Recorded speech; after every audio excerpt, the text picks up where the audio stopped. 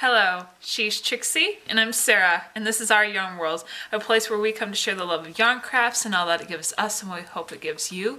We're on episode 157 today, and we are on the third Craftiest time of the year episode, our countdown to the end of the year, where our plan is to finish up any whips, whips, UFOs, and just anything that is a genuine work in progress.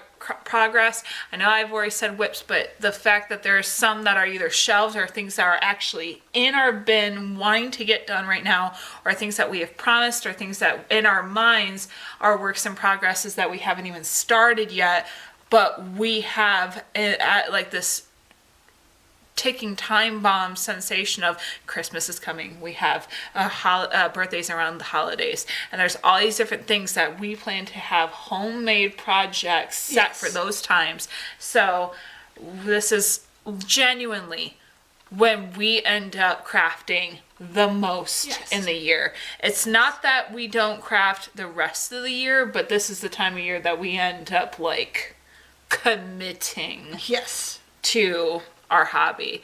And we hope that you are here for our countdown and are racing across the clock to be able to get as much done before 2024 ends. So as always, pull up a chair, get something to drink, settle down, hear us rant and rave about how we are struggling to get stuff done. While you craft. So Mom. I have an old project that I did crochet for myself that it never fit right. It was my first wearable that I ever made, and my mother-in-law was so proud of me when I made it, and the arms never worked out right, and I was doing this on my own. I never had a pattern or anything like that, and I don't know how to do wearables really. I just kind of measured things off the back of my own coat, and like the coat and the length of the arms and the front panels and stuff like that. That's how I did this. Well, since it never fit right, and since I needed some more colors for my blanket that I'm working on now, my mosaic, which I will show you, I thought that I would tear this one apart so that I could get some colors out of it. So you could recycle the yarn? Yes. And so it's in pieces because I have been taking it apart. But see, it was just a coat of many colors. And so I just did the best I could. It even had a hood, which I was kind of proud of because it was just, I've never made one before, and it had a hood on there and everything. But so I have quite a basket here of little pieces of like yarn balls, and this green is what I was going for. I thought it would look really great on my mosaic because it went with the red so well. But when you use yarn, and I'm finding this out now, when you use yarn, it can pull, it pulls, and it makes it feel thinner than it really is. I had already used this, so when I was measuring with my fingers with, say, this red, when I was measuring with my fingers to find out if the green matched the red, it didn't feel like it did to me. So I decided not to go with this. Now, today, as I was talking to Sarah about this, I was feeling it, and I was like, hey, maybe it went back to normal. Maybe I can still use it. And because I'd really like to.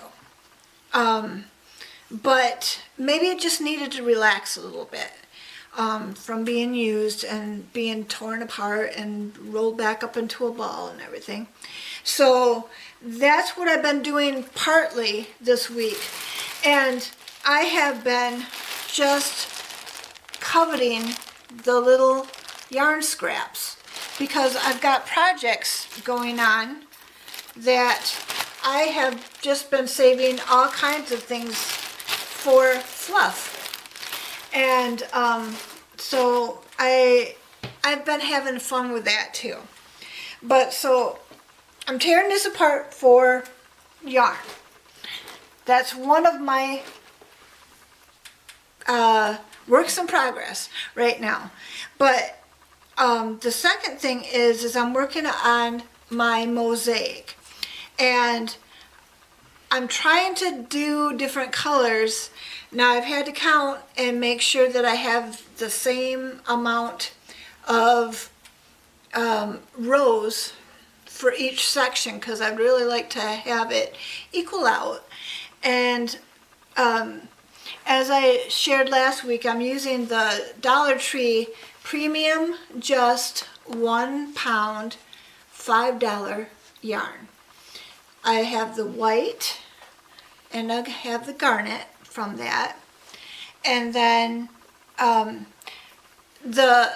you remember the Merry Christmas sampler that I was making, and I had the greens and the reds, the greens and the blues and the reds and stuff? Well, was it that one or something else? I was using this ombre blue. I'm thinking, this is not from that Merry Christmas now that I'm thinking about it. You did it on the snowflake, didn't you? The snowflake. I wanted an ombre blue. And so I decided to use this with the red and the white to make a different section.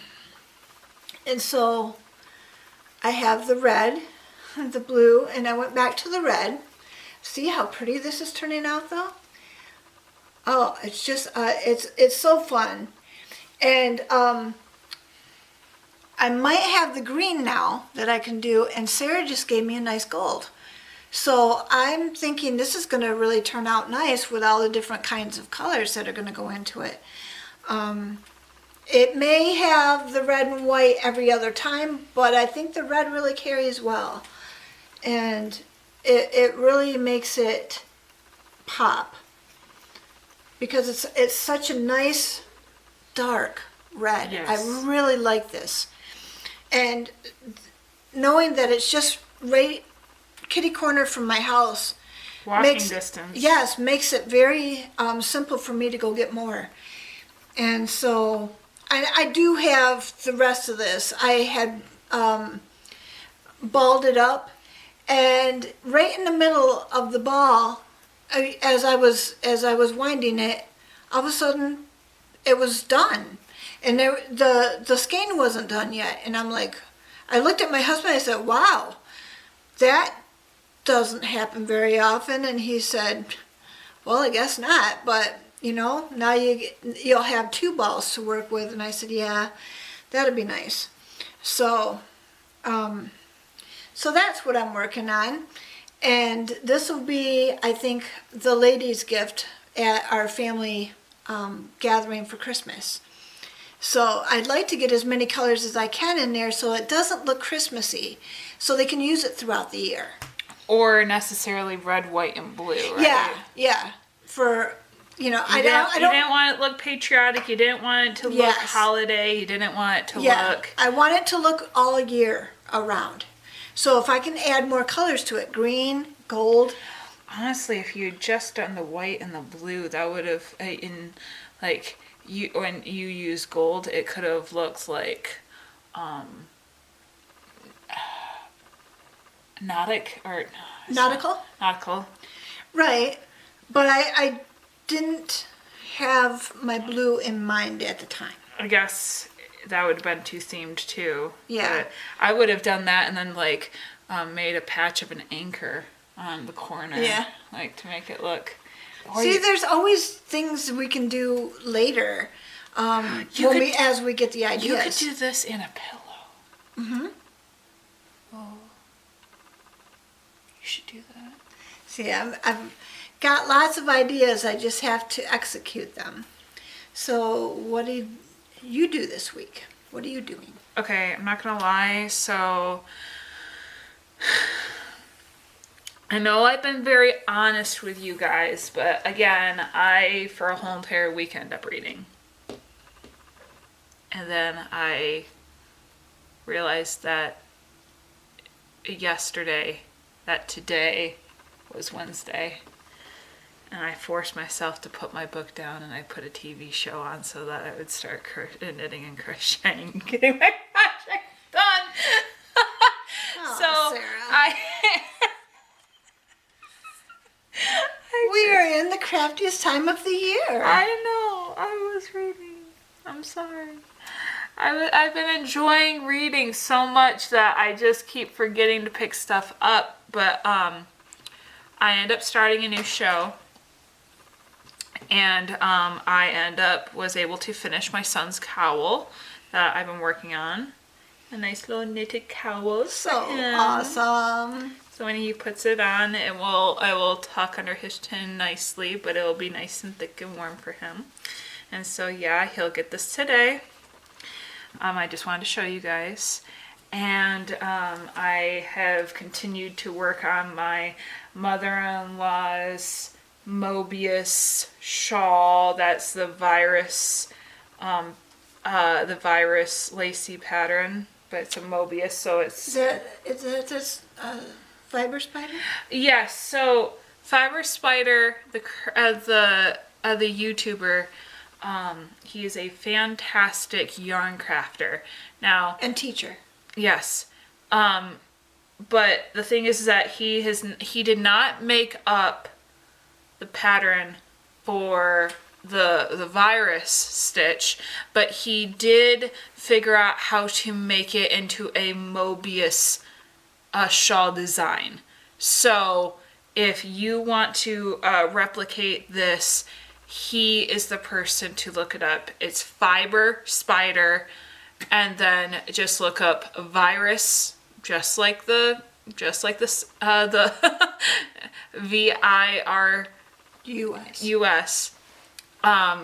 Mobius shawl, MOBIUS shawl. So it's amazing what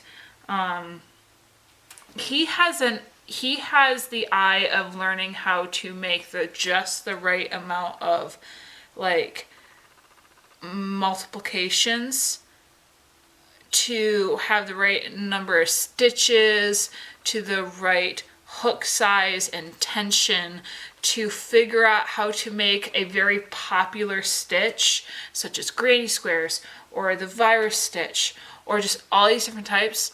And he finds ways of making them very fun shapes, whether they be something where it's like this normally is traditionally used as a blanket to making it something that you can wear. So he's a crochet engineer. That's a good way of putting it. If you give him a stitch, his brain works at making it into a different shape while also keeping to that specific stitch, because a lot of his stuff is based off of like stitches that people already know. So people who already know how to make the virus stitch, which is like a 4-row repeat, I think, he's able to then teach them all these different ways of making them different shapes. He's made it into a circle. He's made it into just lines. He's made it into something that can be made into a square, something that can be made into a wearable, something that can be made into a natural triangle shawl, but then he has different types of granny square patterns. Wow. That are like, he's made kaleidoscope granny square patterns, and he just has a plethora of them. And he has a tendency, I've even watched videos of his where he's like the actual creator of this stitch and this design. I've reached out to them with their blessing and permission to literally create a new way of using what they have figured out into a different shape for this purpose. And they said they had I had their blessing to make a video off of it, because he wasn't taking away the credit of their design. And he said, if you want what they do, I will have a link in my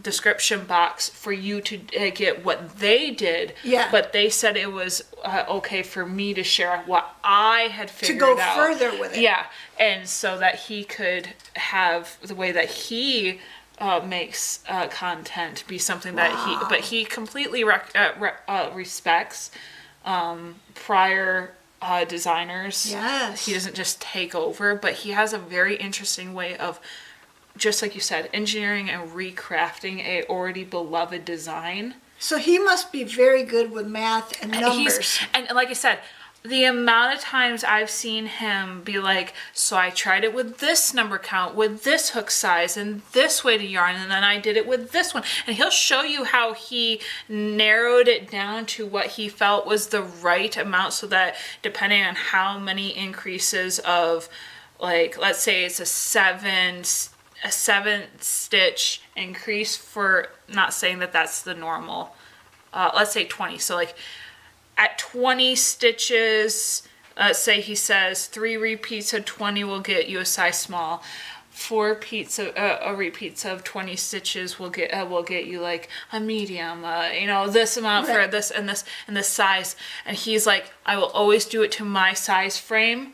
So if I say that I'm generally this size, this is how I would adjust it. But he has his ways of being able to teach you how to adjust it just to exactly what you do, based off of how he engineers and how he thinks about how he kind of creates projects. Yeah, that's awesome. And I find it very interesting how he makes it simple enough to figure out and learn without needing a pattern. He does not write down his patterns. He talks them out. He makes videos to show you and do like pattern crochet alongs with you. And so I have enjoyed him as someone that I follow or I want to be inspired by, or someone who I would like to try their pattern out. For years. I will never not rave about him. He's awesome. So that's where I got this design. So if you want to follow along with that, go find him. For this cowl, there was no design. I literally just cast on 30 stitches to my needles. I think that these are like a size 5, size 6 knitting circular needles. This is a 4-ply? This is about a 4-ply worsted weight acrylic yarn. I cast on 30 stitches. I did a simple repeat of a knit stitch till I got to the length I thought that my seam would need. I put a twist in it before I sewed a seam. This, like I said, where to find this pattern, this lacy pattern, and design, and I made it to the size I viewed my mother-in-law to be able to wear it comfortably and for its purpose to kind of sit well on her shoulders and be able to drape. Yeah. So there's that. But in my crafting bag, before we started the video, I found an old project I made, which is this, I'm sure I've already shared this, but it's a little ball, but it almost feels like a hacky sack, but I put weighted beads in it, so it's a good stress ball. It's a good stress ball, because honestly, I didn't know if it would work as a hacky sack. My brother had suggested me making hacky sacks, but I know that they have like a very specific like weight to them and size, and I didn't know what it was, but I just was kind of experimenting with the what I felt the size would be. But my mom started squeezing it and she's like, God, this would be a great stress ball. So I'm giving it to her. And so yeah, it's just fun. I'm finding a way, because to be fair, I was so trapped in reading that there's these shows I've been wanting to watch that I couldn't break the cycle of being like, I want to read more than I want to watch a show. But this kind of having a project kind of gives me that ability to step aside from just my reading and be like, okay, I can give time to watching something I've been wanting to watch while getting my projects done. And when when my hands get tired, I can stop and then start reading again. Right.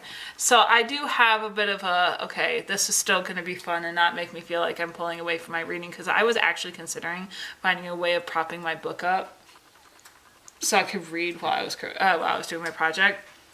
But the last thing I want to ask is, me and my mom were noticing this material, that whatever this yarn was made out of as an acrylic yarn, was super soft. Yeah. I don't know what makes different acrylics more soft to possibly more like skin grabby. Like, it's not necessarily that it's rough, but it's like it grabs at skin more than this that kind of just like... If you have a tendency towards dry skin. Yeah, and I just noticed that because my skin is naturally dry. So there's a sense of like, this really doesn't have that same pull because it's softer and there's less fibers that are of like stiff, I guess is the right way of putting it. Well, my best friend, who's also a crafter, was telling me that she saw a hack, and I don't know if it's true, but she said that she saw something where if you have an acrylic yarn that you want softer, more like a true fiber yarn, such as like wool or something, you can take your finished product, or maybe like a skein that's still like this. I don't know if it's going to work the same, but let's say finished project. You get a tub, you get water in it, and you put like hair conditioner in, like a good amount, and you stir it around, and you let the finished project kind of like sit and absorb that conditioner, and then you wash it, and it should have the way that the acrylic should respond to the conditioner should soften it. Right. And kind of make it less stiff and less scratchy, less... Do you think it's going to weigh it down? not weigh it down?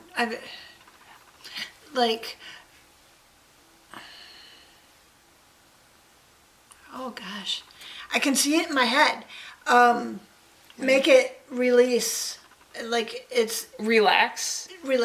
Is it going to relax the fiber so that it makes it bigger? I don't think so. Okay. Because Might you wanna are... research that well, first. I think because you're going to wash it afterward. You're not just letting it air dry with the Okay. conditioner on it. The point is to have it soften the material, and I think part of the reason that you do it once it's already done is so that it's already... In the way it is going to be. so that the stitches lock up, just like the situation you're dealing with unraveling your finished product. Yeah. It doesn't want to because it's had enough time to set. Yeah. I think doing something after a project's already in its final form kind of allows it to, but it's just meant to soften the material, not make it weaker, so to speak. Right. But my friend said that she thinks that will work. So I would like to possibly try it on this before I give it to my mother-in-law. So that's just something. If you guys have ever tried that, Yeah, let us know. comment down below whether that is something that you know might work well, or what your view on it is. Maybe if you have a different hack for softening yarn after the fact. I would very much appreciate that. I wanted to show you too, as I'm taking this apart, if it gets too, like, to a part that I can't get released, I have been snipping away at it. But, and I'm leaving them in little bits like this, because in mosaic crochet, you only use one yarn across. Yeah. And so if I put them in a bunch of knots all the way across, it's not going to be easy to work with. Mm-hmm. And so I'm just going to leave them like that. And then when I'm done with this blanket, I may put them in the knots, knot them across so that I have a bigger ball. But I just wanted to let you know that too, because I had showed you the basket, and you might be wondering, well, why is she leaving them in such small quantities? Because I'm only working 75 stitches across. And sometimes you just need a little bit to get across those things. So, but we decided on this quote today. And when I read it to Sarah, she laughed. So we're thinking it's a good one for today. There is no elevator to success. You have to take the stairs. That means, and I don't have an author for this one. There's no name to it. If you know who said it, I would be appreciative. But yeah, there's no elevator to success. You have to take the stairs. You have to make sure that if you're going to get these whips done, that you're working on them. And that's how I'm taking this for this section of our YouTube videos, and for this section of the year. We're trying to get things done so that they're off the needles and into the person's hands that we're trying to give them to. And you have to take each step, right? All the stairs to get there. So I quote today. When I was out and about, there's a place that always has quotes. And the quote, I don't remember who said it, but the gist of it was that there might be a person that grew up in a better family than you. You had more resources, maybe more money, maybe more favor, maybe more this, maybe more that. But they can't have your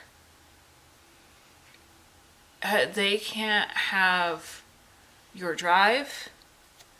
They can't have your purpose. They can't have your effort. They can't have your success. They can't have your outcome. Like, there was just this aspect of, there are things that are going to be out of your control in this world. Some things that makes it seem like people are always ahead. Right. But there is a reality to things that people cannot take away from you.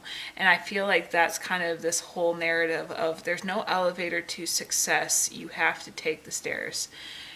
There's some people who their natural environment and upbringing might have them more successful in something, but there's nothing that's going to make you stand out more than wanting it more and doing what's going to take to have it, because it creates muscles and it creates strengths that only you have trained for, only you have taken the time to excel at, and time and energy to achieve. And I think that there's a reality to, when you want something, there's really no genuine shortcut. There is only what holds you back, which is normally ourselves.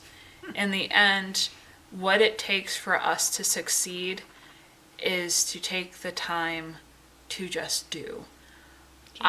One of my favorite astronauts, I can't remember his name either. He talked about how he always knew he wanted to be an astronaut, but he recognized that where his little rural area that he lived in, he didn't know how he was going to make it to any sort of astronaut school. But you know what he figured he would need to know to be an astronaut? Science. No, to learn how to fly. Oh yeah. So he had all these practical things where he's like, I figure that that's something I know how to find school in my area, so I'll learn how to be a pilot. Well, I'm guessing that they're going to want us to know how to do things in all these different elements. So I'm going to learn that. And by the time, all these different things that seem so random, but when he finally made it to NASA to sign up for their classes, he was almost overqualified because he had thought through what it would take, and his zeal, despite his lack of resources, had proved him to be so much more successful than people that were going there with all the resources to get there early to be taught by the best. But in reality, all of his training that he did by outthinking his limitation, by being like, I might not be where the astronauts are, but I know how to get myself ready for what I know my eventual future will be, which is my goal to be one of them. And I thought it was such a very interesting thing of, he didn't let where he was define his success. He found a way to be working towards his goal by making all their small goals a priority to the bigger success. Meaning, some people want the elevator and the quick ride up to the top, when in reality, one step at a time still gets you just up there. Well, and he got all the experience. Yeah, he already had the experience. It was so interesting because it was one of those things where it's like, he wasn't just a pilot. He learned how to be like very specific, like flight pilot, where it was like, it was enough where it would create such intense atmosphere drops and pressure and quick thinking and problem solving that it would aid him in his ability to handle stress in situations where he was the only one in a very specific situation that could successfully get himself from one spot to the other spot if something went wrong. Yeah. And he's already had that experience where these other guys didn't. Yeah, and it doesn't mean that he was better than them. It just meant that just because they had the elevator didn't make his success any less. It was something that he did not let be his defining. Well, I have a story like that too.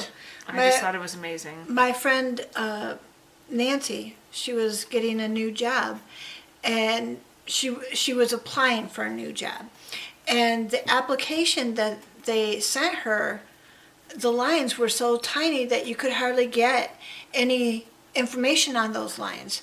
So with the skill set that she already had, she went above and beyond and made a whole new application with bigger lines and all kinds of things, and she turned in her application as in the new format. And she included their questions. She wasn't just making it look like it was just what would make her look good. Like, she applied what they wanted to know as a skill set, but she applied the fact that it would be more practical as a way to be able to receive information. And they were just dumbfounded, weren't they? She has the job now. Yeah. So, because it's problem solving skills. Yes. I think there's a level of things about learning to not accept failure, not in a toxic way, but in a way of saying, I'm not going to let this stop me. I'm not going to wait for my success. I'm going to pave the road to my success.